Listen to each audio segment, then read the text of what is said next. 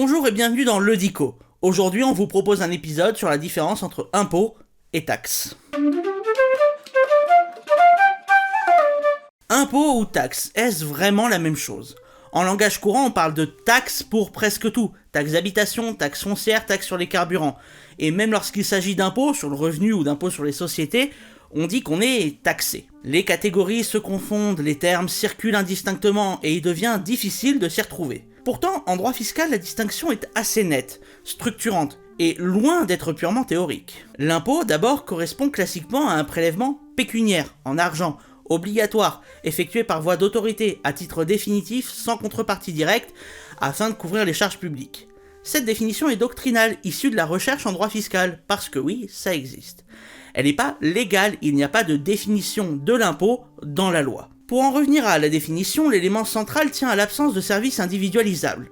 Lorsque vous payez l'impôt sur le revenu ou l'impôt sur les sociétés, vous ne recevez pas en échange une prestation précise et personnalisée. Votre contribution alimente le budget général de l'État ou des collectivités publiques et finance de manière globale les services publics et les politiques publiques. Justice, sécurité, éducation, etc. La taxe, en revanche, se rattache à un service déterminé. Elle est due parce qu'un service public est rendu ou mis à disposition. L'exemple traditionnel est celui de la taxe d'enlèvement des ordures ménagères. Elle finance un service identifiable, celui de la collecte et du traitement des déchets. La taxe suppose donc un lien entre le paiement et un service public spécifique. Il n'est pas nécessaire que le montant acquitté corresponde exactement au coût réel du service pour chaque contribuable.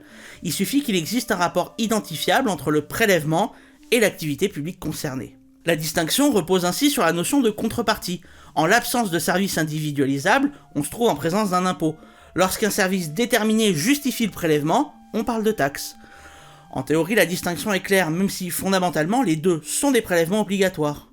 En pratique, elle se révèle parfois plus délicate. Certaines taxes sont en réalité des impôts. C'est le cas de la taxe sur la valeur ajoutée, TVA. Malgré son nom, la TVA ne finance aucun service public déterminé dont le redevable bénéficierait directement.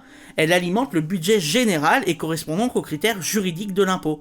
C'est même la première source de financement de l'État. Le nom entretient une ambiguïté sans fondement juridique. De la même manière, feu la redevance audiovisuelle, souvent qualifiée donc de redevance, soulevait des interrogations quant à sa véritable nature. La redevance supposant, en principe, une contrepartie directe et proportionnée à l'usage d'un service, à l'image d'un prix. Ces exemples illustrent une règle essentielle. En droit fiscal, le nom ne suffit jamais à déterminer la qualification. En définitive, impôts et taxes ne se confondent pas, même si le langage courant tend à les rassembler.